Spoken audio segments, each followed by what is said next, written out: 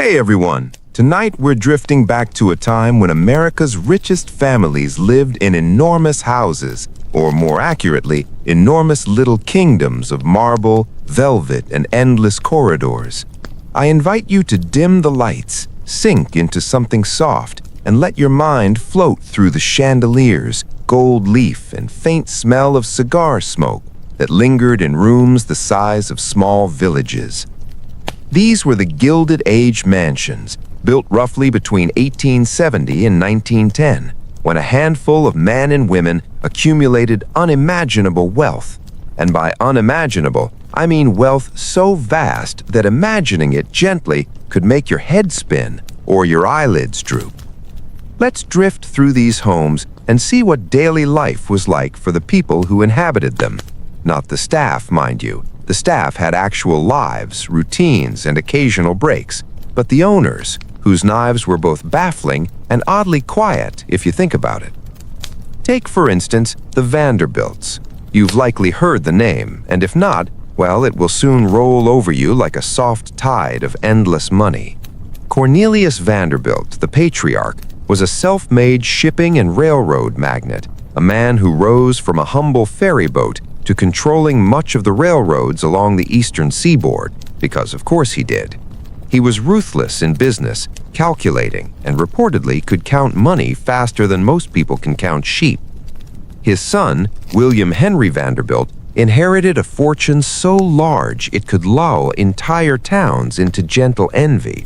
William reportedly quipped, "The public does not know how to handle wealth," and indeed they did not, nor did his own children. His New York mansion at 5th Avenue and 57th Street was colossal. At the time, 40 rooms spread across 6 floors, adorned with every conceivable European luxury. Marble floors, crystal chandeliers, tapestries imported from distant lands. And yet, beneath the elegance, life was oddly monotonous. Children ran from one wing to the next, chasing each other through hallways lined with oil paintings and heavy drapes. Parents, if present, sat in libraries, occasionally glancing at ledgers or antique furniture, as though wealth alone could occupy their minds. And if anyone was unhappy, it was usually a minor inconvenience, a slightly crooked portrait, or the wrong brand of sugar in the morning tea. Some of these children grew up with fragile constitutions, too much indoor life, too many private tutors, too little fresh air. There were those who developed nervous tics or strange habits, like repeatedly counting steps along the parquet floors or insisting that each piece of silverware be aligned at a perfect 30-degree angle to the table's edge. These habits, of course, were encouraged by servants who were trained to recognize even the slightest deviation from acceptable behavior. One imagines a house full of tiny monarchs quietly checking to ensure their miniature domains were orderly. And then there were the pets. Many Gilded Age families kept dogs, cats, and exotic birds, often with the same obsessive care they gave to furniture. A particularly popular trend involved breeding unusual animals or acquiring them from faraway continents. Monkeys, peacocks, and even a few more unclassifiable creatures could be found strutting or sulking in grand halls. The animals were treated as both companions and symbols of the family's far-reaching influence. One assumes the monkeys were smarter than the children, but that would have been impolite to remark out loud. Perhaps most striking was the isolation. While these mansions were filled with objects of beauty, they were also vessels of solitude. The enormous size meant that family members could spend entire days without encountering each other. In a house with 50 rooms, it was easy to vanish into a suite of personal chambers and never speak to anyone else unless strictly necessary. Meals were formal and dictated by etiquette, leaving little room for casual conversation. One imagines the quiet footsteps in hallways, the soft rustle of silk gowns, and the occasional sigh escaping from an unseen drawing room. And yet, there were small, humanizing moments. Children would sneak into libraries to examine dusty tomes or try to read letters not meant to them. Guests would linger in conservatories, pretending interest in the exotic plants, while secretly daydreaming about simpler lives. Even the most refined matriarchs occasionally tripped over the carpet or mispronounced the name of a visiting dignitary, moments of levity that softened the otherwise imposing atmosphere. Of course, not every family adhered to the same level of restraint. The Morgans, for example, had a reputation for extreme precision and a kind of quiet severity. J.P. Morgan himself, though a titan of finance rather than socialite, influenced the households of his relatives with exacting standards. Dinner services were timed to the minute, music had to be performed in specific keys, and even the light entering the windows was occasionally adjusted using heavy draperies to achieve a certain hue. This may sound exhausting, but in the context of the time it was entirely normal, and perhaps soothing in its own meticulous way. Meanwhile, Newport, Rhode Island had become a kind of sandbox for the wealthy, where families like the Vanderbilts and Astors built summer cottages that could accommodate small armies. The Breakers, Marble House, and the Elms were named with grandiosity befitting royalty. Marble House, built for Alva Vanderbilt, was a statement not only of wealth, but also of ambition, as Alva famously sought to carve a social path for her family among the elite. Within these walls, social maneuvering took place almost silently. Invitations, soirees, and whispered judgments were the primary forms of entertainment. Everything else, sleep, leisure, and even minor domestic conflicts, was private, cushioned by silk drapes and thick carpets. And speaking of private conflicts, it's worth noting that these households were not immune to the petty dramas we might associate with any family, just amplified by space and luxury.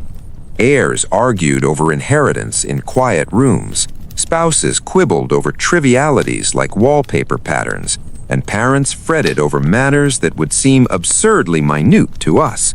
In some ways, these were ordinary concerns, dressed in extraordinary surroundings.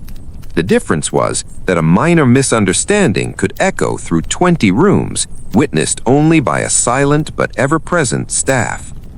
By now, you might imagine these mansions as somewhat surreal, a blend of beauty, opulence, and gentle monotony. They were places where the boundaries between comfort and confinement blurred, where wealth both sheltered and constrained.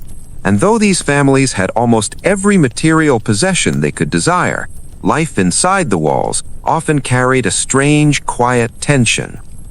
Children grew up with tutors, governesses, and very little fresh air. Adults moved from drawing room to library to study, occasionally venturing outdoors, yet always aware of their social position and expectations. So, as we drift through these corridors and imagine the soft echo of footsteps across polished marble floors, it's important to notice the contrasts. The sheer wealth, of course, is mesmerizing, but also the isolation, the meticulous routines, and the small human quirks that escaped notice. A child counting steps along a hallway, a matriarch quietly checking a guest's etiquette, a dog quietly watching from its perch on a velvet cushion. All of this was the rhythm of life inside America's richest mansions. And with that, we slowly settle into the gentle cadence of daily life in a world so far removed from ordinary experience. The chandeliers sway softly above polished floors. The distant sea at Newport whispers through open windows. The smell of rare woods and faint perfume drifts lightly into every room. Here, within these vast homes, life was both luxurious and oddly restrained, a constant balancing act between comfort and the silent expectations of society. And now, as your eyelids grow heavy, let's drift a little further. Imagine the children tiptoeing past corridors lined with art, the quiet shuffle of servants in lace cuffs, the occasional clink of fine china. Outside, the gardens are lush, yet eerily still. In the evenings, the families dined under soft candlelight, discussing trivialities that would seem unimportant to anyone outside the walls, yet which mattered immensely within them. As we continue our quiet journey through America's grandest homes, Let's drift gently into the private lives of the people who inhabited them. So far, we've been observing rooms, marble halls, and lush gardens. But a house, no matter how vast or ornate, only truly comes alive when someone lives in it. And in these Gilded Age mansions, living was a delicate, oddly structured kind of performance. Let's start with Alva Vanderbilt, a woman whose name is often whispered in accounts of Newport society. Alva was not only wealthy, naturally, but also determined to shape her family's social standing. She had a penchant for theatrical displays of elegance and an equally remarkable skill for instigating quiet social maneuvering.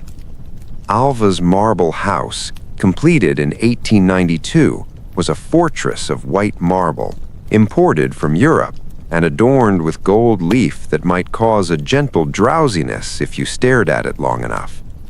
The house had over 50 rooms, including a ballroom so vast that music drifted through it in slow, rolling waves. Alva's daily life was regimented, almost militaristic. She oversaw the household with the precision of a conductor, ensuring that curtains were drawn at exactly the right angle, that meals were served at precise intervals, and that every guest's manners were checked and rechecked. Her children, meanwhile, were quietly monitored, their education and deportment shaped not just by tutors, but by the invisible, ever-watchful eye of a mother determined to maintain perfection. One imagines them tiptoeing through halls in velvet slippers, careful not to disturb the fragile balance of an environment built on wealth, pride, and just a touch of obsessive control. Across town, or rather across the country in Newport's summer residences, lived Alva's daughter-in-law, Emily Vanderbilt. Emily was known for her delicate constitution and peculiar habits. She reportedly slept with silk drapes pulled tight to block even the faintest hint of sunlight, claiming that light disturbed her dreams. Her days were a mixture of reading, needlepoint, and an almost ritualistic attention to the arrangement of her personal belongings. Shoes were aligned perfectly by type and color. Gloves were stored by season and occasion, and pets, when permitted in her rooms, were subtly instructed, if not by voice, by proximity, to behave politely. This meticulous attention to order, though calming in some ways, could also verge on isolation. It's said that Emily's children often grew up more familiar with servants than with their own parents. Yet even in this highly controlled environment, small acts of rebellion, or if you prefer, minor eccentricities, would emerge. Children might hide small treasures in drawers, skip lessons by pretending to nap, or exchange whispers in corners. Such small moments, though seemingly trivial, provided glimpses of the humanity otherwise overshadowed by marble and gold. Meanwhile, across Fifth Avenue in New York City, William K. Vanderbilt's mansion hummed with a different sort of quiet. William, a man of immense fortune, was reportedly obsessed with order in all things, from railroad schedules to the placement of his silverware. His household included a collection of artwork so vast that one could wander for days and never see it all. Yet the people themselves often seemed like shadows moving among the treasures, their daily routines dictated by habit and propriety rather than necessity. Children would practice piano for hours in music rooms echoing with the faintest melancholy, while adults examined accounts, spoke in measured tones, or quietly moved through long hallways. One particularly curious habit in many of these homes was the cultivation of private libraries. Bookshelves stretched from floor to ceiling, often filled with volumes collected over generations. Some collections were carefully curated for education, others for prestige, and some simply for the appearance of culture. Children were encouraged to read, but often found themselves choosing books based on illustrations or exotic names rather than content. Gentle whispers of recitation might float across a library, interrupted occasionally by a caretaker reminding a young reader to sit properly, turn pages carefully, or not disturb the neighboring volumes. And then there were the dining rituals. Meals were long, quiet affairs. In the largest mansions, a single dinner could involve dozens of attendants, each performing an almost choreographed series of tasks, presenting silverware, pouring water, ensuring napkins were aligned. Conversation was measured and subdued. Small lapses, forgetting to mention a guest's proper title, placing the wrong glass for water, were noted silently, a quiet reminder of the weight of social expectation. Even dessert, often extravagant, was served in a deliberate, slow pace, designed less for enjoyment than for display. Health, or the lack thereof, was another defining feature of life in these grand homes. Many children suffered from what we might call now overprotection. Indoor air, long hours of study, limited exercise. Nervous ailments, fainting spells, and chronic fatigue were common. Matriarchs often insisted on strict regimes, bathing in specific ways, wearing clothing that maintained posture, and adhering to rigid schedules. Some adults, too, adopted curious health rituals, morning tonics, walks at exact times, and dietary restrictions that seemed more symbolic than nutritional. These practices, while intended to preserve vitality, often contributed to the quiet fragility of life in such opulent surroundings. Yet, despite these restrictions, small joys and eccentricities persisted. Alva Vanderbilt reportedly delighted in surprising guests with unexpected music. Children occasionally staged secret performances in unused wings, and pets often claimed territory in soft corners of the mansion. One imagines a quiet interplay between the rigid order imposed by the family and the subtle acts of rebellion, curiosity, and play that floated just beneath the surface. The winter months, in particular, lent a certain stillness to these homes. Snow would cover the grounds, muffling sound and lending the marble halls an almost ethereal quiet. Fireplaces glowed with a slow, steady warmth. Children might huddle near the hearth, attempting to read or sketch, while adults sat in libraries, quietly reviewing correspondence or cataloging collections. It was a life of comfort, yes, but also one of careful containment, where the slightest disturbance could ripple through the meticulously maintained routine of the household. And then there were the gardens. For families who could afford both townhouses and summer cottages, outdoor spaces became extensions of the home, though often as carefully controlled as the interiors. Manicured lawns, geometric flower beds, and imported plants created a living version of the rigid order found indoors. Walking paths were laid out for gentle promenades, and fountains whispered softly in the background. These gardens were intended to provide tranquility, though they also served as another stage for social display, an outdoor theater where visitors could be quietly evaluated on their posture, dress, and conversational skill. Pets, as ever, occupied a curious space between companion and status symbol. Dogs, particularly small lap breeds, were treated with devotion bordering on ceremony. Feeding times were ritualized, toys were carefully selected, and sleeping arrangements were dictated by social convention. Larger animals, such as horses, often lived in stables that themselves were architectural statements. Polished wood, clean straw, and attendants trained to perform their tasks silently. One imagines a horse or dog quietly judging the humans around them, a subtle mirror to the meticulous attention humans paid to each other. When it occurred, was oddly structured. Music practice, drawing, carriage rides, and reading were encouraged, but often under careful observation. Idle wandering, the kind that many of us associate with childhood freedom, was rarely permitted in public areas. Corridors were long, rooms were vast, and open spaces were used gently and purposefully, rather than spontaneously. Yet, through these restrictions, small rebellions emerged. Children might hide behind curtains, whisper in corners, or create tiny secret gardens in conservatories. These subtle acts of individuality added life and unpredictability to an otherwise carefully ordered environment. And so, life in these mansions was a balance between wealth and isolation, between strict etiquette and small acts of play, between human fragility and grandiose surroundings.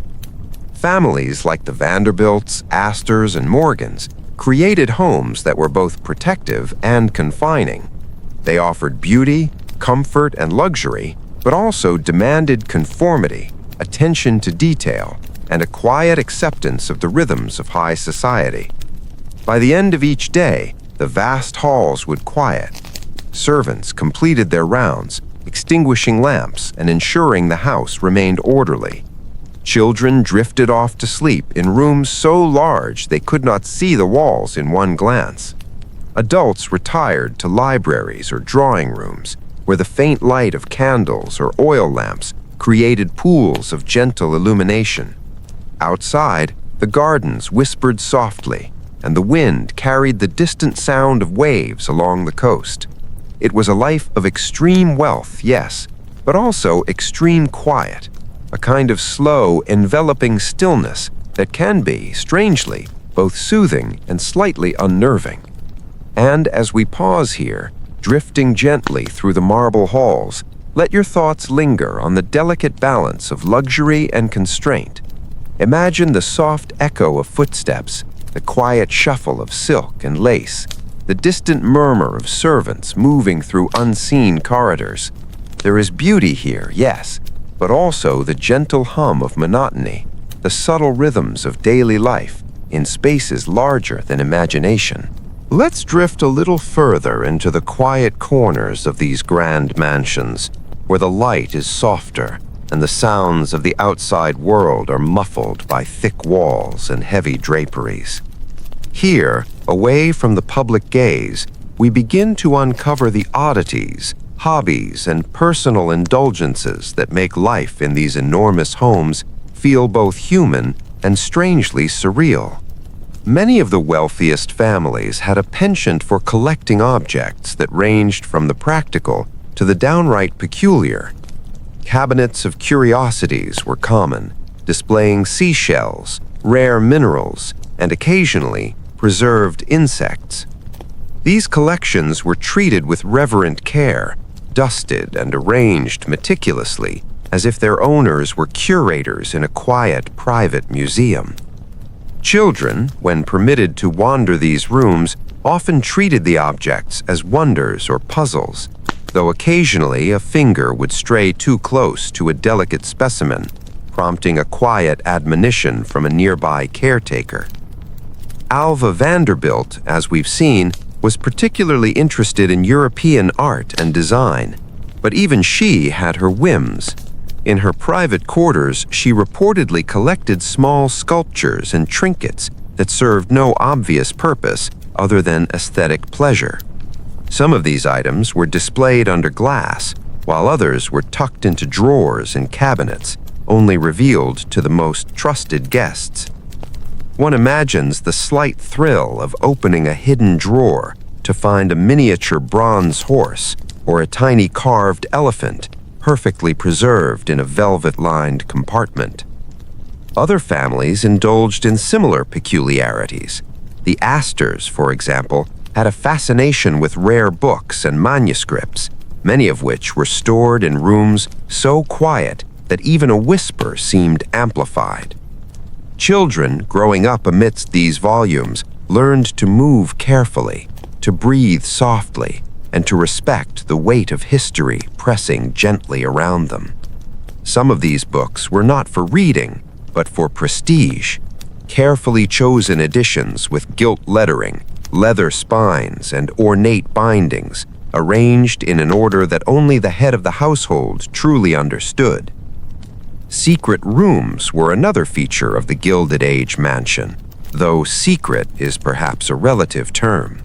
These spaces were often hidden behind bookcases, false walls, or heavy curtains, and served a variety of purposes. Some were intended for private study, others for discreet conversations, and some simply as spaces for solitude. In these rooms, one might find a small writing desk, a comfortable chair, and occasionally an assortment of personal artifacts. These rooms allowed residents to escape the constant expectations of formal life, to indulge in thought, or perhaps just to nap quietly in the company of silence. Pets, too, had their own peculiar spaces. In many homes, dogs had beds in alcoves lined with velvet or satin, while cats had access to hidden ledges where they could observe the household unseen. Monkeys, parrots, and even a few exotic birds sometimes had small enclosures indoors, carefully maintained to avoid disturbing the delicate aesthetic of the house. One can imagine a parrot quietly mimicking the sounds of a piano, or a small monkey observing a young heir struggling to balance books on a high shelf. Tiny, gentle dramas unfolding amid opulent surroundings. Children's play, although limited, often involved ingenious adaptations to the vast spaces. Drawing rooms became arenas for shadow games. Long hallways were turned into improvised racetracks, albeit under careful supervision. Tiny secret societies might form among siblings or cousins, convening quietly in unused rooms, plotting elaborate schemes that never threatened the order of the household, but provided a hint of mischief. Even in the most regimented environments, curiosity found a way. Some families cultivated hobbies that were quietly obsessive. William K. Vanderbilt, for instance, had an interest in mechanical devices and early automobiles. He would spend hours tinkering, examining designs, and imagining new machines. Others focused on horticulture, carefully cultivating rare plants in conservatories and greenhouses, measuring growth rates and adjusting humidity levels. And still others turned inward, developing habits such as cataloging every object in a room, counting steps in hallways, or arranging furniture to optimize airflow and symmetry. These small acts, though seemingly trivial, gave a sense of control over a world that could otherwise feel vast and unmanageable. Winter brought its own rhythms. Snow muffled sound, and the marble floors of grand halls seemed even colder beneath velvet slippers. Fires burned gently in drawing rooms and libraries, casting soft light over collections of books, porcelain, and trinkets. Children might gather near the hearth to read or draw, while adults lingered in their private studies, quietly reviewing correspondence or planning social engagements. The combination of warmth from the fire and the quietude of vast spaces created an atmosphere simultaneously comforting and isolating. In some cases, families developed almost ritualistic daily schedules. Breakfast was served at a specific time, followed by periods of reading, study, or gentle exercise. Lunch and dinner were formal, as we've seen, and often followed by a short period of reflection or quiet conversation.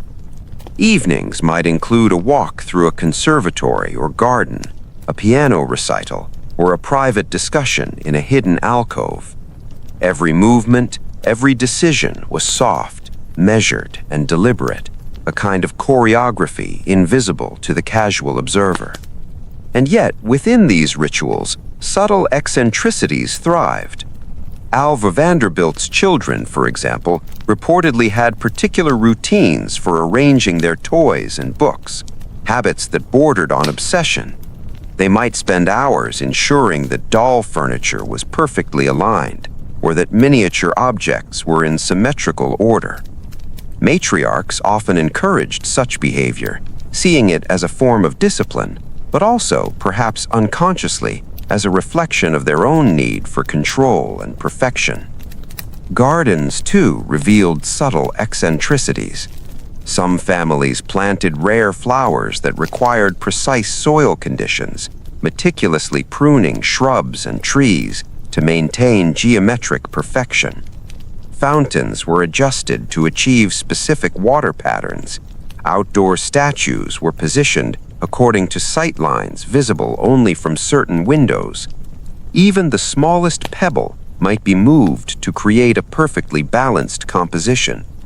And yet, the gardens offered freedom of movement and subtle engagement with nature, an opportunity for quiet reflection amid the otherwise tightly structured life inside. Guests, when invited, often encountered these eccentricities with polite amusement. Social visits involved walking through multiple rooms, quietly observing artwork, collections, and the peculiar behaviors of children and pets.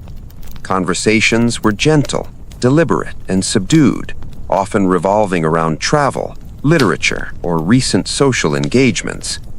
Small mishaps, a misplaced item, an overlooked object, a misstep in etiquette, were noted silently, perhaps discussed later, but never loudly criticized.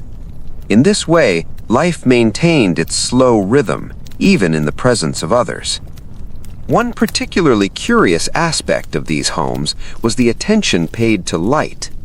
Curtains, shades, and window treatments were adjusted to produce soft, even illumination.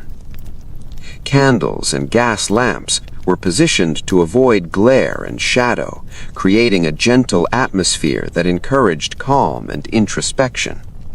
Some rooms were designed to capture morning sunlight in a specific way, casting soft patterns on walls and floors. This attention to ambiance, subtle yet pervasive, contributed to a sense of quiet contemplation and introspection, encouraging residents to move slowly, speak softly, between and rest order often. and eccentricity, between isolation and occasional social interaction, created a unique rhythm of life. Children learned to navigate enormous spaces with care. Adults moved in gentle routines, and pets filled the gaps between human presence and quiet. The very size of the houses encouraged solitude, but also made every small act of rebellion, every tiny misalignment, feel significant, an echo of individuality amid overwhelming wealth. And so, as we imagine wandering further through these corridors, we notice the subtleties, the soft glint of polished silver, the delicate patterns on a carpet, the gentle curve of a handrail along a staircase. Each detail contributes to an atmosphere simultaneously magnificent and calming, a world where luxury and habit intertwine in slow, deliberate harmony. As evening falls, the rhythm slows further. Meals conclude, firelight dims, and the vast halls grow quieter. The faint shuffle of servants completes its last round. Children settle into enormous bedrooms, perhaps dreaming of small adventures among the corridors and hidden rooms. Adults retreat to private studies, reflecting, reading, or simply sitting in silence. Outside, the gardens rest beneath the moonlight, fountains and statues bathed in silver glow. The entire household breathes gently, in unison with the rhythm of time and luxury. And as we leave these private spaces for a moment, we carry with us the gentle impression of life in America's grandest homes, peculiar, quiet, and carefully measured, yet alive with subtle movements, eccentricities, and private indulgences. Every step, every gesture, every whispered conversation contributes to the slow, soft cadence that defines life behind the marble and velvet. As we continue our gentle drift through the lives of America's wealthiest families, let's turn our attention to the quieter, sometimes uncomfortable moments that shaped their days.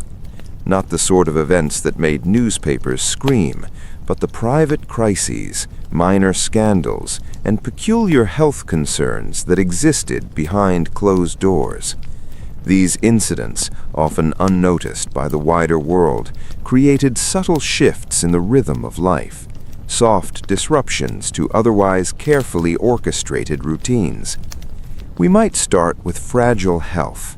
Many children of the Gilded Age elite were delicate, often suffering from what would now be recognized as minor chronic illnesses, exacerbated by indoor living, limited fresh air, and highly regimented routines.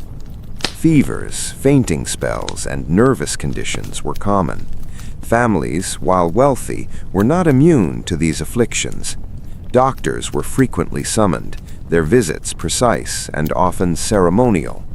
Remedies ranged from gentle tonics and carefully timed baths to restrictions on movement and diet, sometimes creating an almost surreal atmosphere in which illness became another form of structured life. One example is young Cornelius Vanderbilt II's children, who reportedly spent long hours in private chambers to avoid the drafty air of New York City streets. The rooms were carefully heated, beds layered with silks and linens, and meals portioned to maintain what was considered ideal health. Still, the children would occasionally rebel, sneaking out to hallways, peeking into libraries, or attempting to reach the exotic pets that roamed the mansion. These tiny breaches of routine were met with soft admonitions, but rarely with anger, for anger was too loud, too disruptive for houses built on quiet precision. Scandals, too, were subtle and contained. In a household where appearances mattered as much as the actual wealth, even minor social faux pas could ripple through the family quietly. A misaligned invitation, a guest improperly addressed, or a whispered rumor might cause a flurry of hushed conversation, letters exchanged, or subtle adjustments to social strategy. Nothing required public attention, but inside the house, a small scandal could dominate thought for days. Perhaps a child sneaked a forbidden item from a cabinet, or a guest lingered too long in a private study. These were the kinds of disruptions that shaped life softly, almost imperceptibly, but effectively. Marriage, or the arranging thereof, was another source of subtle drama. Many young heirs and heiresses were expected to marry not for love, but for social alignment.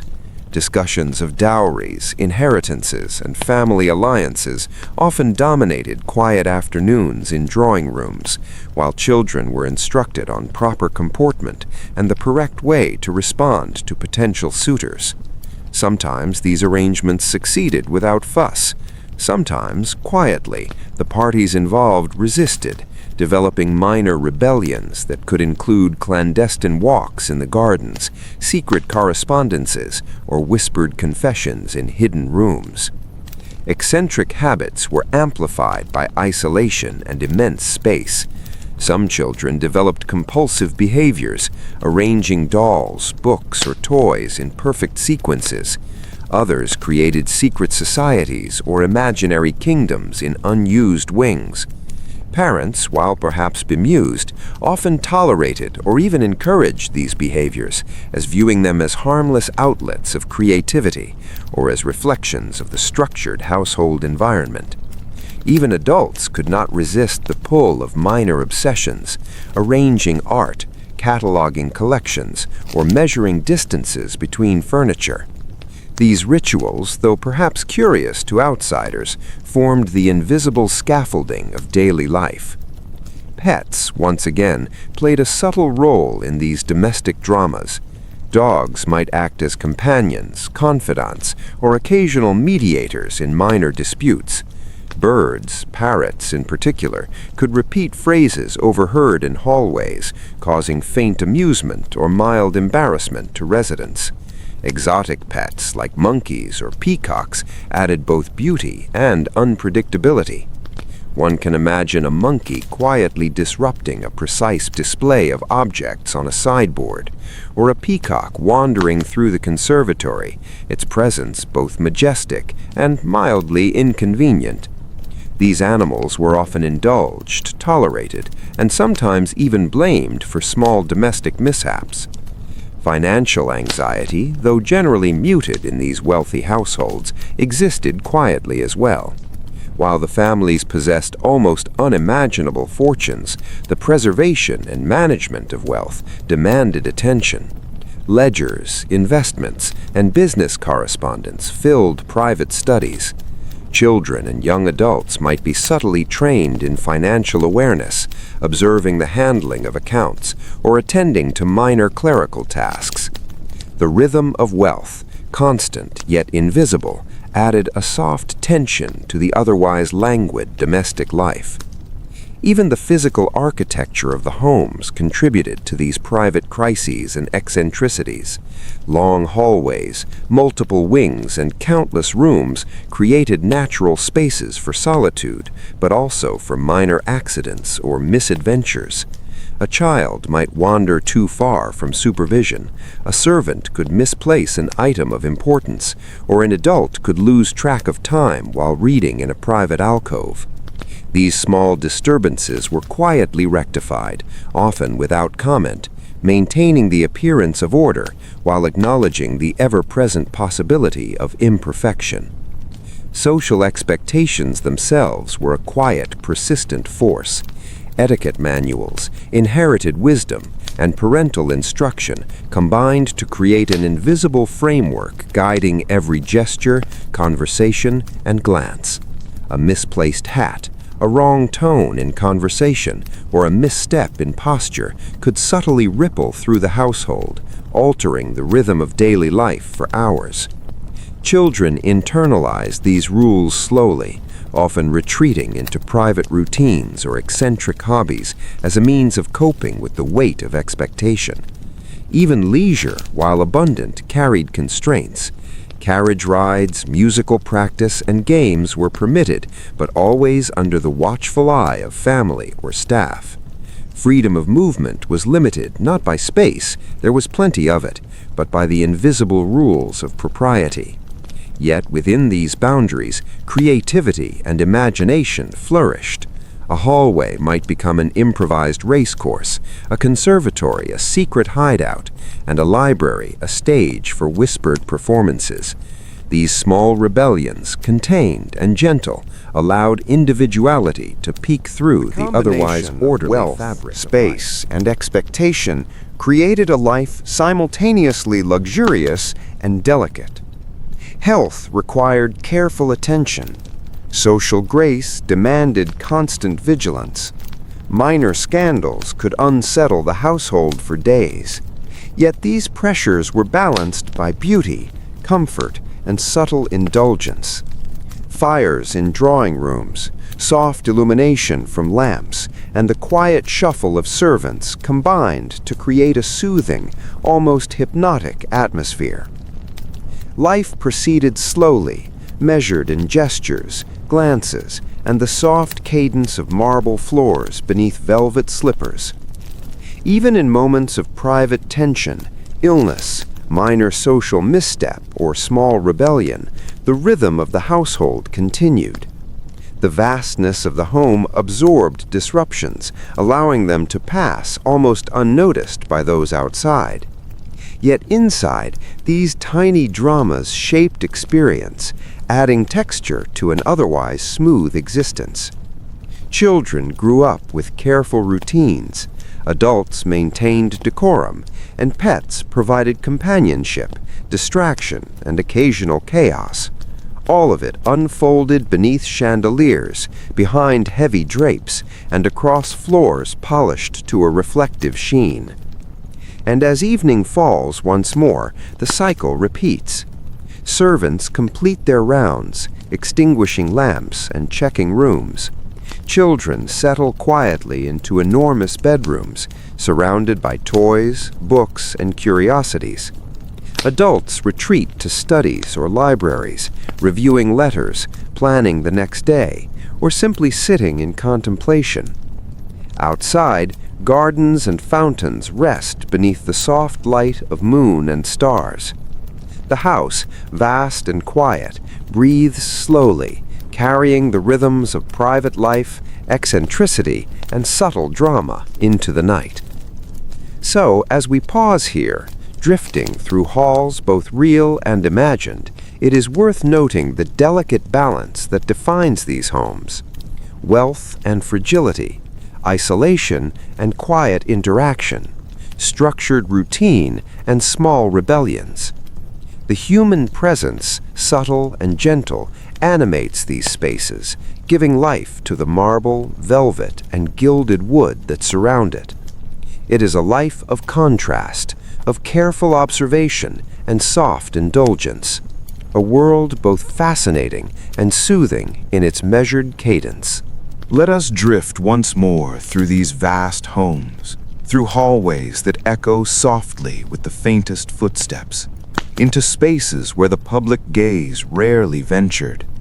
Here, beyond the ballrooms, drawing rooms, and meticulously arranged libraries, lie the more intimate corners of Gilded Age life.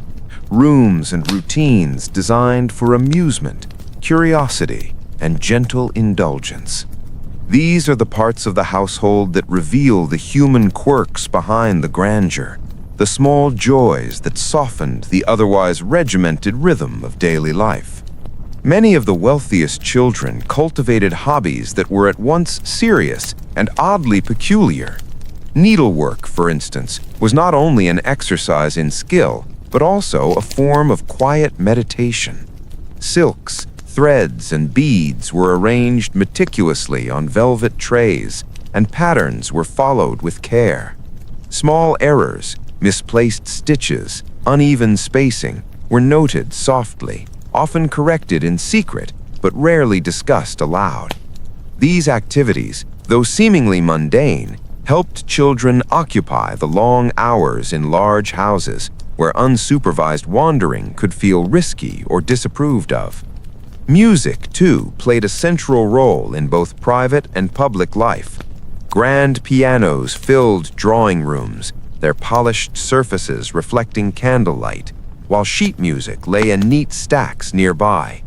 Children were expected to practice daily, and some developed almost obsessive routines, playing the same scales repeatedly, experimenting with slight variations, or performing for small groups of family members or pets.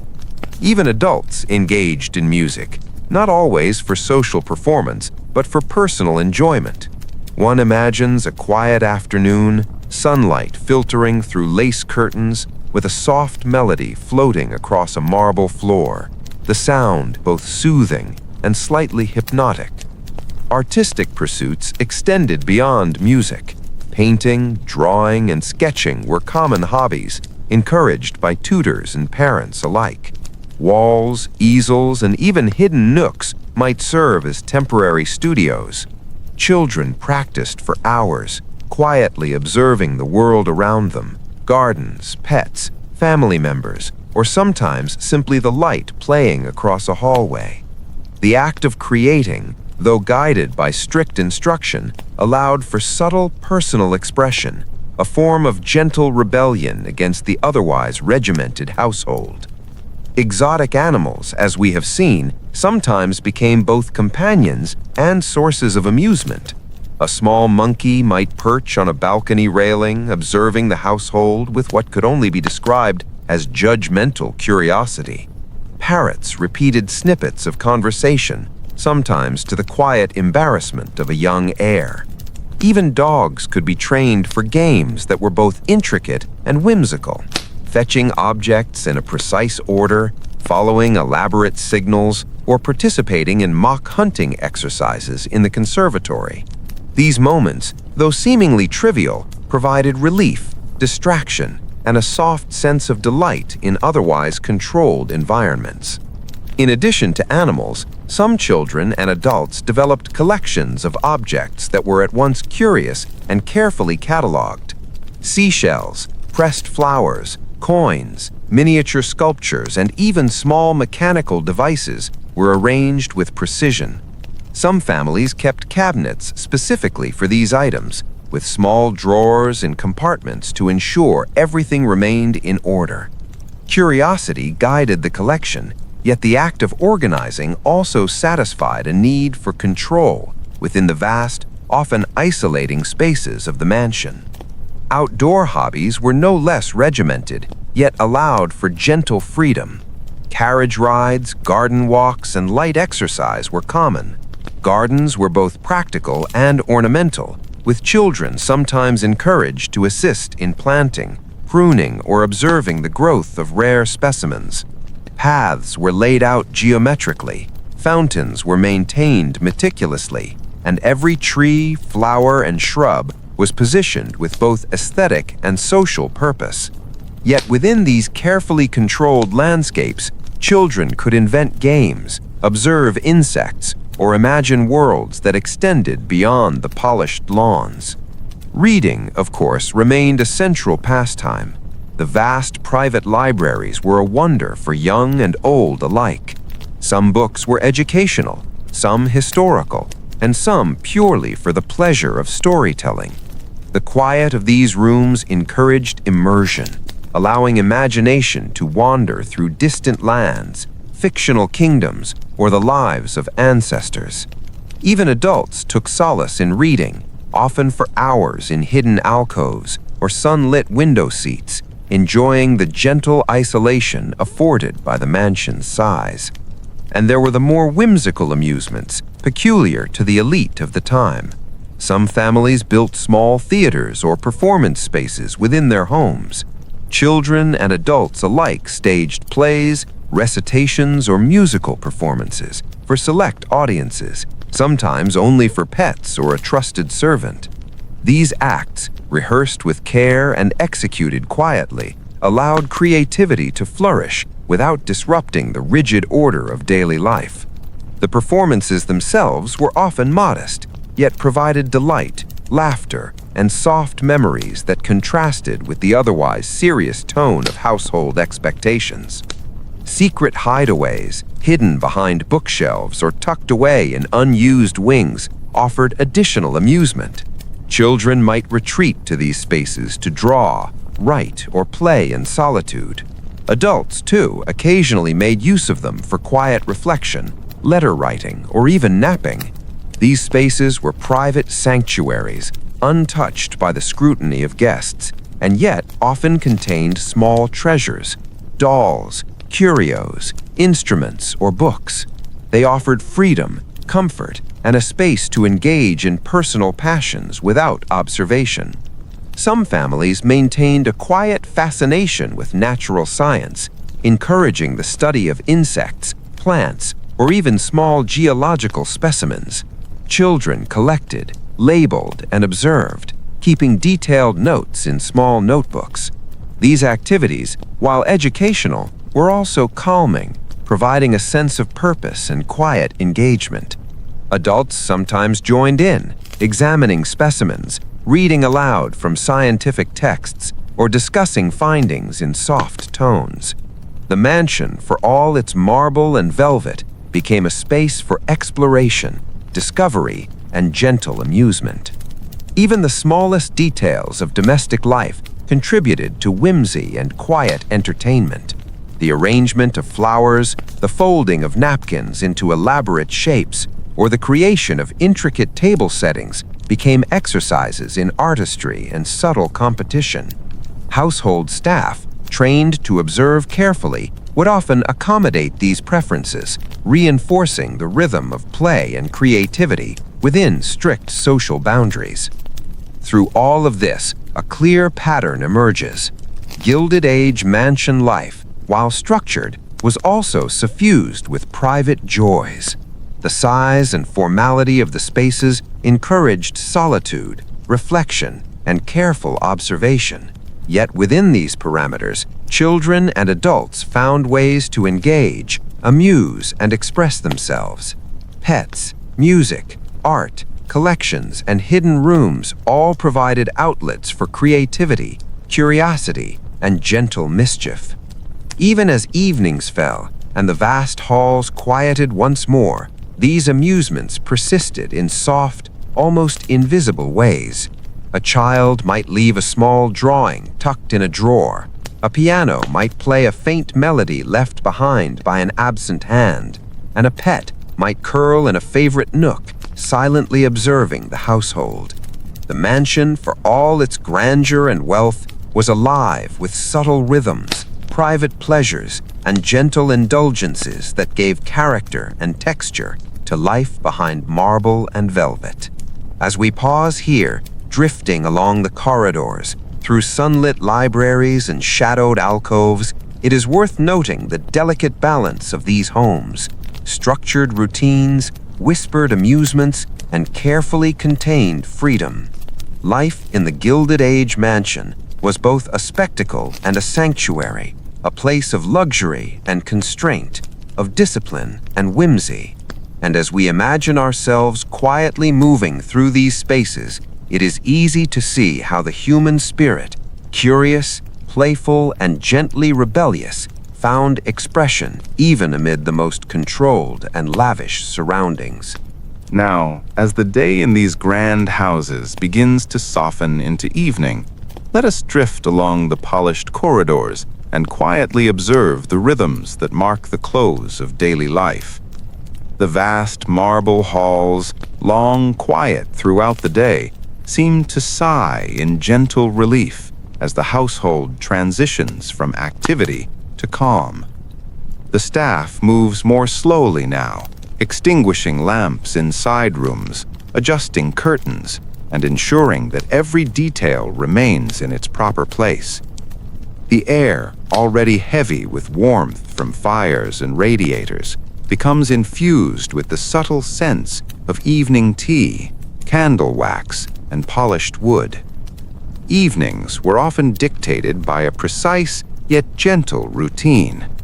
Dinners, already formal, begin to conclude. Guests, if present, are guided politely from dining rooms to drawing rooms or libraries, where conversation continues at a muted pace. The chandeliers above glow softly, their crystals scattering pools of light across the walls.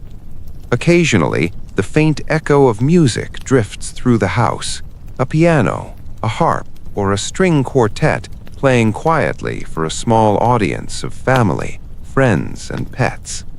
The sound is soothing, almost hypnotic, blending with the slow movement of shadows and the soft shuffle of attendants completing their rounds.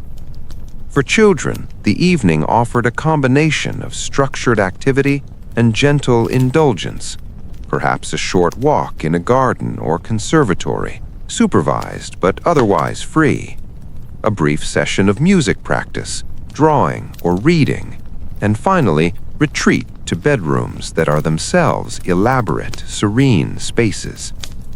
Beds are often enormous, draped in silks or fine linens, sometimes raised on canopies to suggest a subtle fortification against the outside world. Soft pillows, blankets, and the faint smell of lavender create an atmosphere designed for rest, reflection, and comfort. Some children maintained rituals that might seem peculiar to modern eyes. A small toy arranged carefully at the bedside, a book placed precisely at a corner of a nightstand, a pet quietly curled nearby, offering companionship and warmth. These small acts, repeated nightly, created a rhythm and predictability in a household otherwise vast and full of activity. The soft repetition of routine, the slow dimming of lights, and the gentle hush of a servant's footsteps contributed to an almost hypnotic calm. Adults, too, retreated to private spaces. Studies and libraries, softly lit by lamps or candles, became sanctuaries. Letters were read and written in quiet contemplation. Ledgers and accounts were occasionally reviewed, though with diminishing urgency as the evening wore on. The massive size of the homes allowed for privacy even in communal areas. A vast hall or drawing room might be empty, echoing softly as someone moved through, speaking quietly to themselves, or simply reflecting on the day. Fires, in particular, played a comforting role. Hearths glowed in drawing rooms, libraries, and bedrooms alike, casting soft, flickering light that seemed to slow time itself. The warmth spread gradually, enveloping rooms and hallways in gentle comfort. The faint crackle of logs became a rhythm, almost musical in its predictability. In these moments, the vastness of the mansion, once imposing, became gentle, almost protective. Marble floors, heavy drapes, and expansive ceilings contributed to a sense of space softened by warmth, quiet, and human presence. Night routines also included small but important acts of care and ceremony. Candles were extinguished in a precise sequence, ensuring that rooms remained softly illuminated only where needed. Windows were checked, curtains drawn, and furniture adjusted slightly to ensure balance and comfort. Servants moved silently, their presence felt but rarely seen, maintaining the order and tranquility that defined life in these enormous homes. Even small noises, a creak in a floorboard, the distant clink of glass, were noted but never allowed to disturb the prevailing calm. Pets, once again, had their own evening rituals. Dogs might follow their owners to the bedside, quietly settling into favored spots. Cats claimed sunny windowsills or soft chairs. Exotic animals, when present, were returned to carefully maintained enclosures, sometimes with soft music or dim lighting to soothe them. The household, from human to animal, moved in a shared rhythm, the slow cadence of evening serving as a gentle bridge to nighttime stillness. In the bedrooms themselves, the scale of luxury became apparent. Beds were not simply for sleep, they were stages for comfort, privacy, and personal ritual. Pillows arranged at just the right angle, blankets folded and tucked with care. Occasionally, a small trinket, an heirloom, a favorite book, or a beloved toy was placed at hand to ensure comfort and familiarity. Children often lingered for a few minutes in contemplation, reading softly by candlelight or listening to the faint echoes of music from other rooms. Adults might pause to review letters or quietly observe the household from a window before eventually retiring to rest. Even the smallest details contributed to a sense of security and serenity. Nightly lighting, temperature control, and even the faint scent of lavender or rosewater were carefully maintained. In a mansion with 50 rooms or more, these details mattered. The correct light, the proper arrangement of objects, the predictable rhythm of the household, all combined to create an environment that encouraged calm, reflection, and eventually, sleep. And as the night deepened, the mansion itself seemed to breathe softly. The massive structure, once bustling with activity and quiet dramas, now rested. Hallways were empty, drawing rooms dark, and gardens silent beneath the moonlight. Fountains, when present, whispered gently in the distance. Fires burned low, casting shifting shadows across polished floors. The rhythm of the household, slow and deliberate, carried gently into every corner, guiding all who remained awake toward quiet contemplation and rest. In this way, the vastness of the Gilded Age mansion became not a source of overwhelm, but of calm. The scale, the beauty, and the meticulous attention to detail all combined to create a world in which time itself seemed to slow. The presence of wealth, grandeur, and human care transformed isolation into sanctuary. The subtle movements of family members, pets, and servants, combined with the soft illumination and warmth of fires and lamps, created an atmosphere uniquely conducive to relaxation, reflection, and sleep. And so, as we pause here at the end of the day, it is easy to imagine the household gradually falling into slumber. Children dreaming quietly beneath canopies of silk, adults reflecting in the soft glow of lamplight, pets curled in familiar spots, the mansion itself, massive yet gentle, continuing to exude comfort, elegance, and tranquility. Every corridor, every room, every piece of furniture participates in the rhythm, ensuring that life, even in its wealth and complexity, remains quiet, slow, and soothing.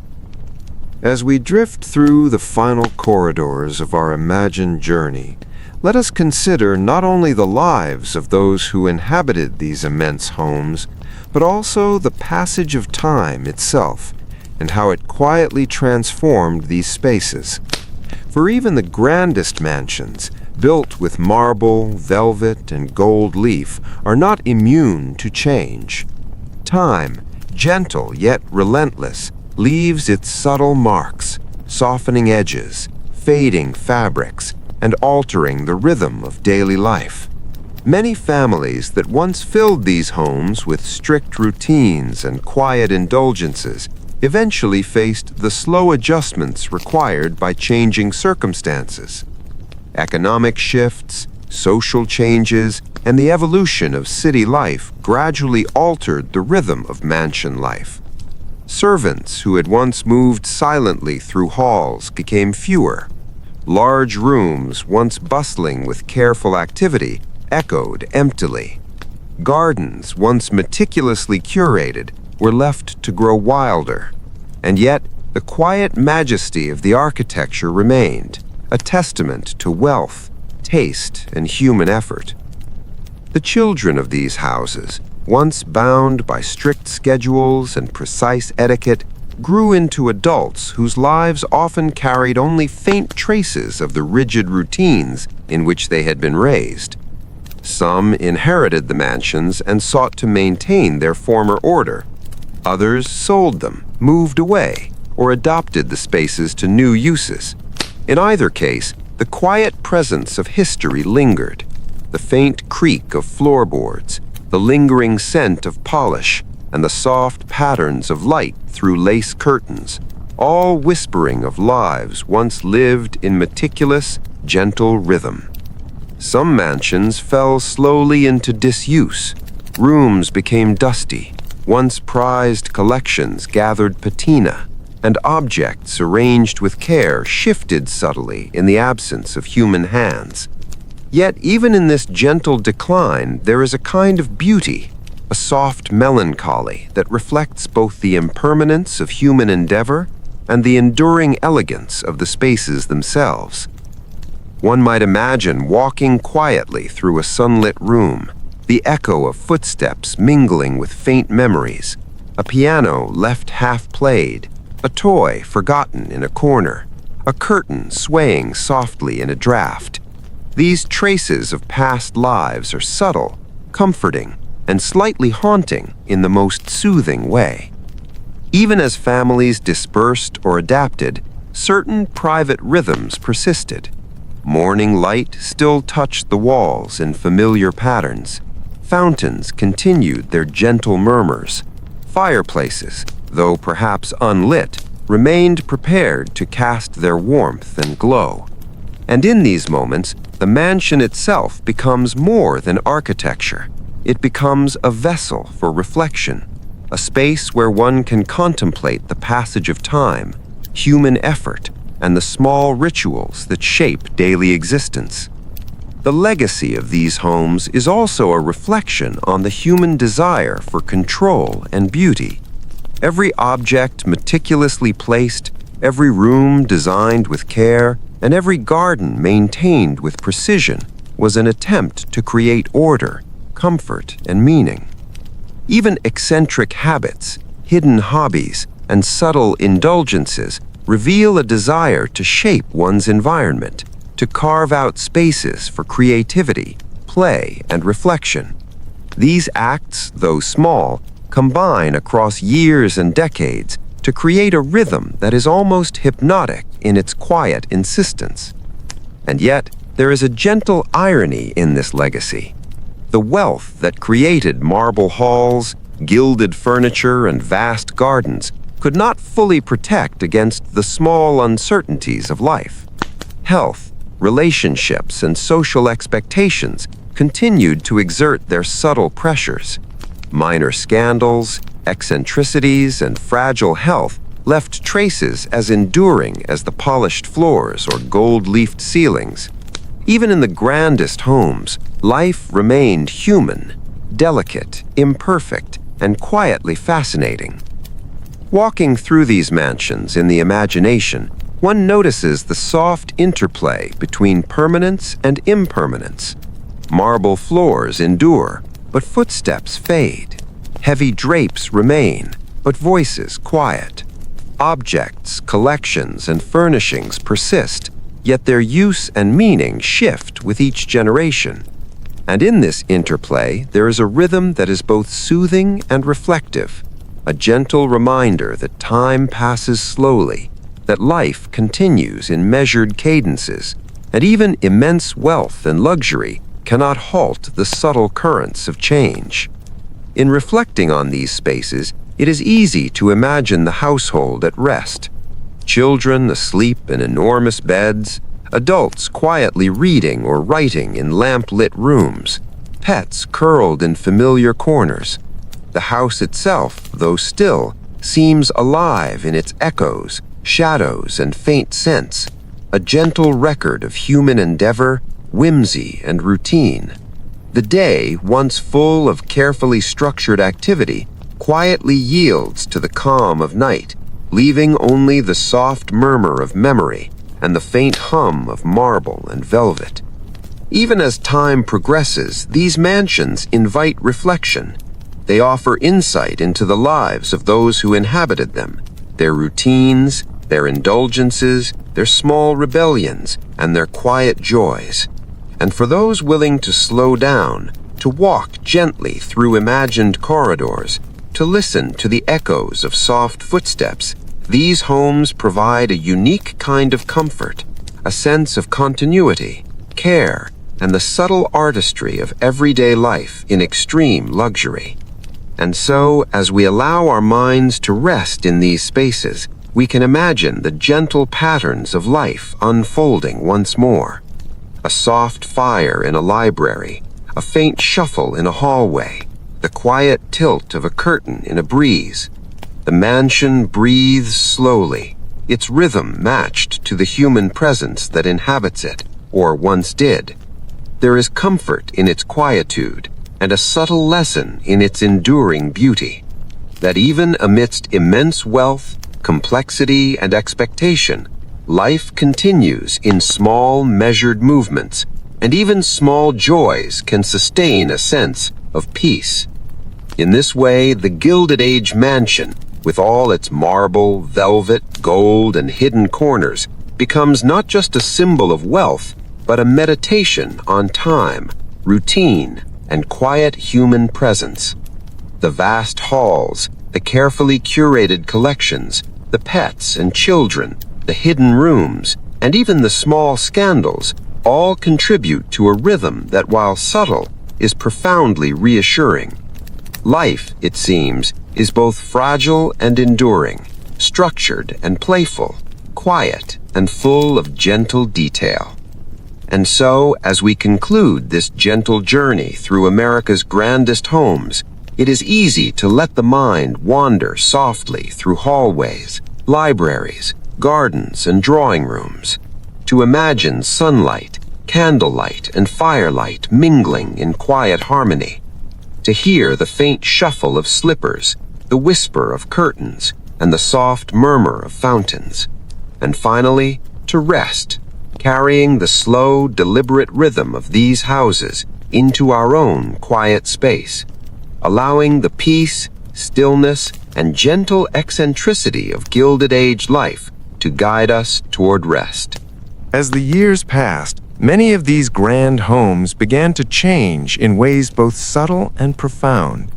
Families moved on, wealth shifted, and time slowly altered the rhythm of daily life. Some rooms that once held laughter, music, and quiet study became still. Corridors that echoed with measured footsteps grew softer, and doors that were once open daily now remained closed, quietly guarding dust, sunlight, and the memories of generations. These forgotten rooms, while empty, retain the faint resonance of life. Perhaps a small study with a polished writing desk, its ink still faintly smelling of cedar and lamp oil. A library, shelves lined with books that have not been touched for years, their gilded edges reflecting the sunlight through a dusty window. Or a conservatory where plants, once carefully nurtured, have grown wild, their leaves brushing against the glass as though seeking attention from long-gone hands. Walking through these spaces in the imagination, one can almost hear the faint whisper of past lives, a soft shuffle of slippers, the distant note of piano music, a quiet laugh echoing from behind a closed door. Heirlooms, too, play a quiet role in preserving the presence of the past. Small objects, a silver spoon, a miniature painting, a carved wooden box, remain in place, each imbued with decades of use, care, and subtle significance. Even the most mundane items carry stories. A tea set passed carefully from one generation to the next. A writing desk used for letters filled with mundane observations, or a favorite chair pressed into service for decades. These objects, though small, allow us to imagine the rhythm of life that once animated the house. Some mansions became almost like time capsules. Certain rooms remained untouched, preserving furniture, rugs, and curtains exactly as they had been decades before. In these still moments, the house itself becomes a gentle storyteller, whispering tales of the lives that unfolded within its walls. Even the architecture, grand and enduring, contributes to the quiet melancholy. Marble floors, once polished daily, reflect light differently now, softer and more diffuse. Chandeliers, still gleaming, hang in rooms that see only the occasional visitor. Staircases lined with heavy rugs are silent, their treads no longer worn by daily movement. Yet in this stillness, there is a gentle beauty. The scale, detail, and elegance of construction evoke calm, as though the house itself is breathing slowly, pausing to reflect on its own past.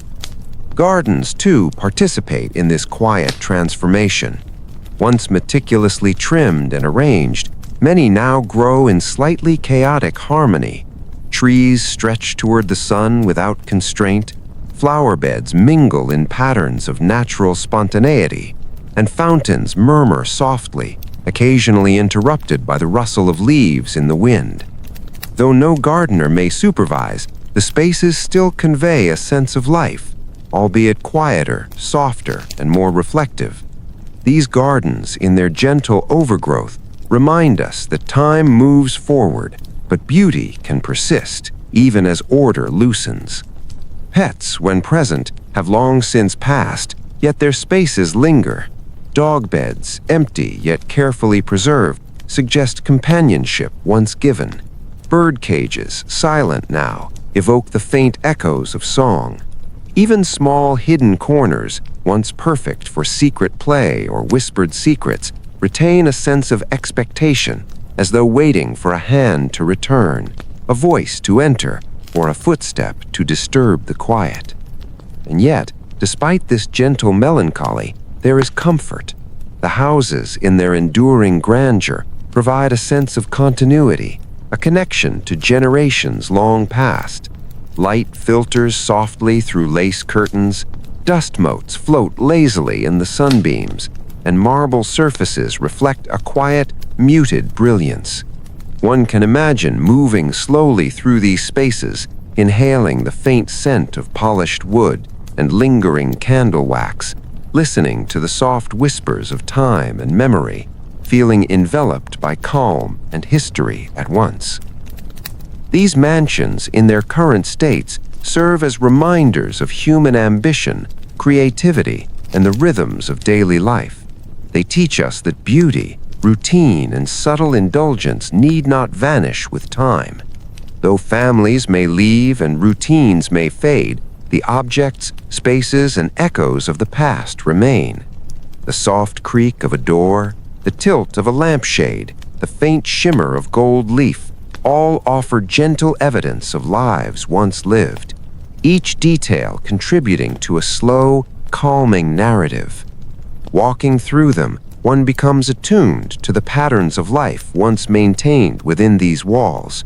Even in stillness, the traces of careful routines, private amusements, minor crises, and gentle eccentricities persist. The mansion's rhythm may have slowed, but it has not disappeared. Instead, it invites us to move with it slowly, to notice subtle details, and to reflect quietly on the interplay of human effort, beauty, and the passage of time. And so, as we conclude this quiet exploration of forgotten rooms and heirlooms, we are left with a soft sense of continuity. Life, in all its wealth, routine, and eccentricity, continues to echo gently through marble halls, velvet-draped windows, and sunlit gardens. The presence of the past, though unseen, remains palpable, inviting reflection, contemplation, and a kind of restful engagement with history itself. As we continue our quiet journey, let us consider how these grand homes, once bustling with children, servants, pets, and social gatherings, exist today. Time has softened their edges, but it has also invited care, attention, and imagination. Many of these mansions, though no longer fully occupied by the original families, have been preserved, adapted, or simply imagined in ways that allow their history to remain alive, subtle, and comforting. Preservation efforts often focus on maintaining the aesthetic and architectural integrity of these spaces. Skilled craftsmen restore ceilings, repair marble floors, and polish woodwork to reveal the luster that once defined daily life. Draperies are replaced or carefully cleaned, chandeliers restored to gleaming perfection, and gardens replanted to reflect the original designs. Every detail, from door handles to stair railings, is attended to with quiet precision. And yet, in this careful work, there is no rush, no urgency, only a gentle attention to beauty and continuity. Some mansions have been adapted for new purposes while retaining their quiet grandeur. Museums, cultural centers, and event spaces now inhabit these halls. Visitors moving slowly through libraries, drawing rooms, and sunlit conservatories can sense the rhythm of life that once existed there. The rooms, though no longer used for daily routines, retain the softness of human presence, the faint echo of footsteps, the muted glow of sunlight through lace curtains, the quiet weight of furniture arranged with care. It is an experience both calming and slightly surreal, as if the mansion itself continues to breathe gently. Even homes that have been partially converted for modern use maintain echoes of their past. A private residence, carefully restored, may host small gatherings reminiscent of earlier times.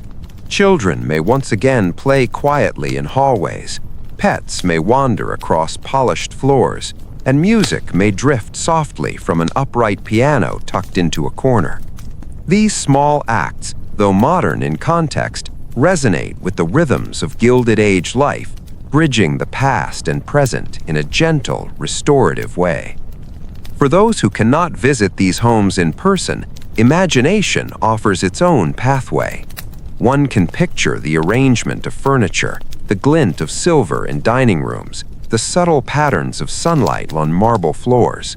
One can imagine children carefully arranging toys, adults quietly reviewing correspondence, pets curled in favorite spots, and servants moving with calm precision.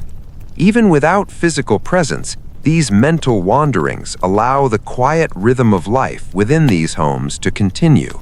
offering a kind of meditation, reflection, and comfort.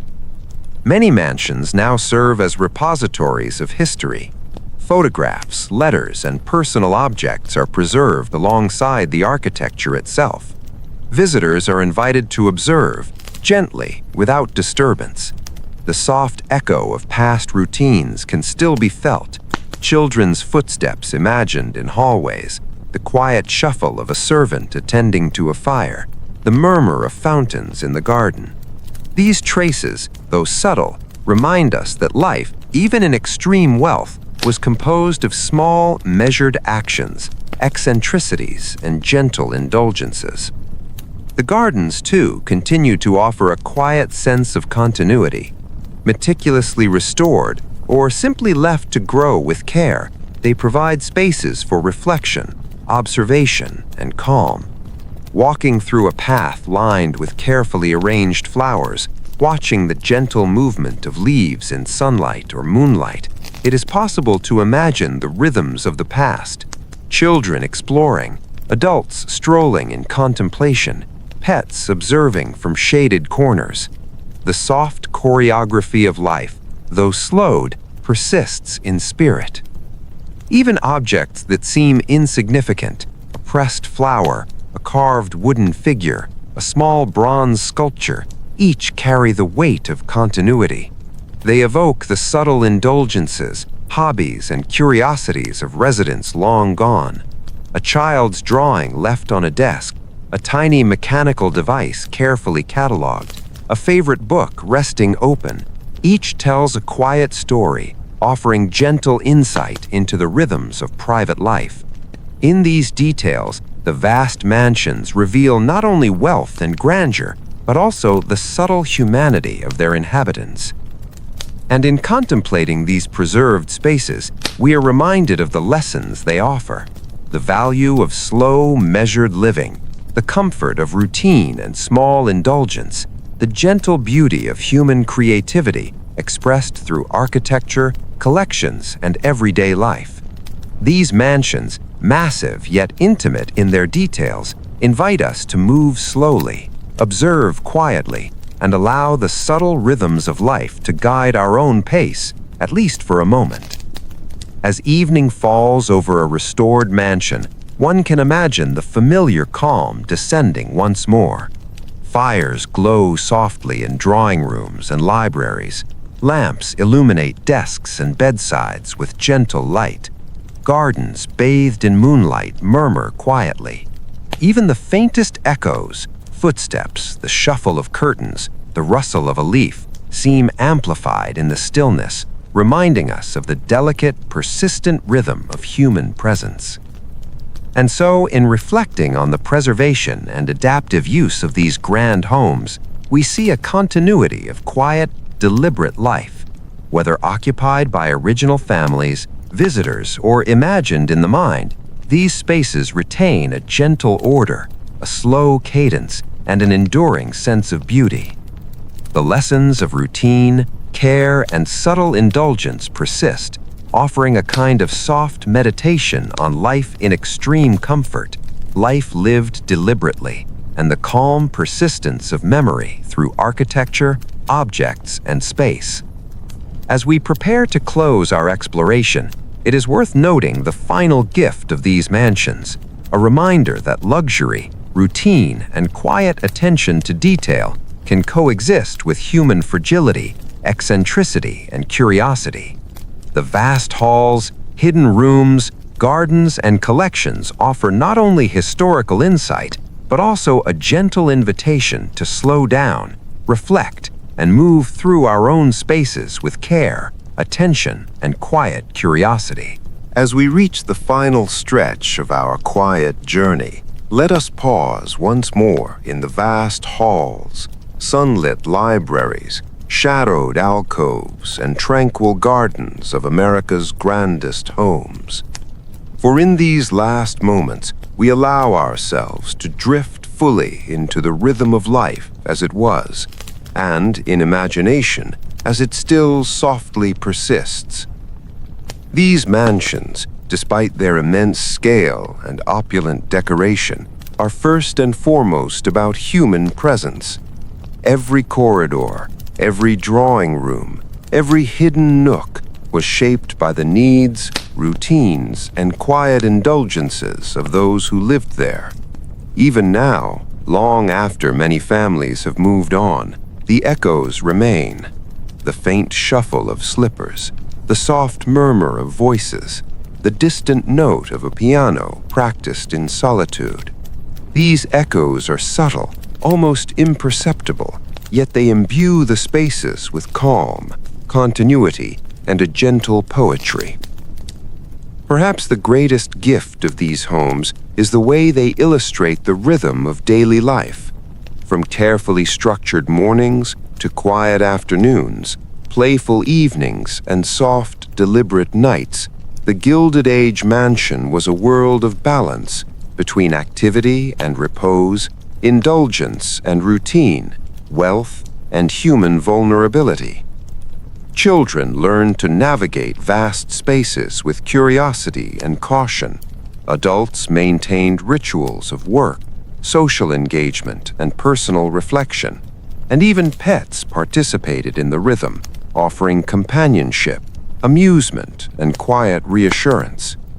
And yet, life in these houses was never entirely predictable. Minor crises, small scandals, delicate health, and eccentric habits all created subtle variation within otherwise meticulous routines. A child might wander into a forbidden room. A pet might disrupt a perfectly arranged display. A forgotten object or misaligned chair could create a ripple of attention and correction. These gentle irregularities, far from being disruptive, added texture to life, softening the rigidity of wealth with the quiet pulse of human imperfection. The beauty of these homes lies not only in their marble, velvet, gilding, and woodwork, but in the small human gestures that animated them. A pressed flower tucked into a book, a carefully catalogued collection of curios, a music lesson repeated daily in gentle monotony, a hidden nook where a child wrote stories, sketched illustrations, or simply daydreamed. These details reveal the intimate rhythms of life, small acts of care, curiosity, and indulgence that give each home its unique character and enduring charm. Even as time has passed, these rhythms persist in subtle ways. In restored mansions, the glow of lamps and the careful arrangement of furniture allow visitors to step lightly into past routines. In partially adapted homes, glimpses of original decor, quiet gardens, and hidden rooms preserve echoes of private indulgences and eccentricities. And in imagination, anyone may wander through corridors, touch polished banisters, or listen to the faint murmur of fountains, experiencing the slow, deliberate cadence of life within these extraordinary spaces. Gardens, once carefully curated, still offer solace. Trees stretch skyward, flowers bloom in patterned harmony or gentle chaos, and fountains murmur softly beneath the sun or moon. These spaces invite reflection, play, and quiet meditation, echoing the lives of children who once explored them, adults who walked among them, and pets who observed silently from shaded corners. Even the smallest act, placing a hand on a railing, noticing the curve of a flower bed, or inhaling the scent of fresh blossoms, connects us to the rhythm of life in these homes. Night, as always, brings the ultimate calm. Beds draped in silks and linens invite rest. Lamps dim, fires burn low, and the mansion breathes slowly. The faint creak of a floorboard, the whisper of curtains, or the soft rustle of a leaf outside reminds us of continuity and the enduring presence of human activity, however subtle. Even in the quietest moments, the mansion is alive with memory, reflection, and a gentle poetry that invites observation without urgency or noise. And as we linger in this quiet, it is worth noting the lessons these homes offer: the value of measured living, the comfort of routine, the delight of small indulgences, and the soft balance between structure and human imperfection. They remind us that life, even in immense wealth, is shaped by tiny gestures, careful attention, and quiet rhythms. Marble, velvet, wood, and gold serve as vessels for human expression, creating spaces where routine and whimsy, order and curiosity coexist in gentle harmony. In imagining these spaces one last time, we can picture children asleep in enormous beds, adults quietly reading in libraries, pets pearled in favorite corners, and gardens resting beneath soft moonlight. The mansion itself, massive yet gentle, breathes slowly alongside its inhabitants, offering calm, continuity, and a quiet reminder that beauty and care persist even as life moves forward. And so, as we allow ourselves to drift from these halls, through sunlit corridors, hidden nooks, and whispering gardens, we carry with us a sense of calm and reflection. The quiet eccentricities, hidden hobbies, private indulgences, and gentle routines of the Gilded Age elite continue to echo softly, a lullaby woven from marble, velvet, and human presence. Rest now, as if walking slowly through these great halls, feeling the soft rhythm of life, and allowing the calm, measured beauty of these homes to guide your mind towards stillness. The lights dim, the fires burn low, and the mansion, imagined or real, rests, as do we. In this gentle, lingering quiet, we can imagine the soft cadence of history, human endeavor, and the enduring poetry of life in America's grandest homes. And with that, our journey comes to its soft conclusion.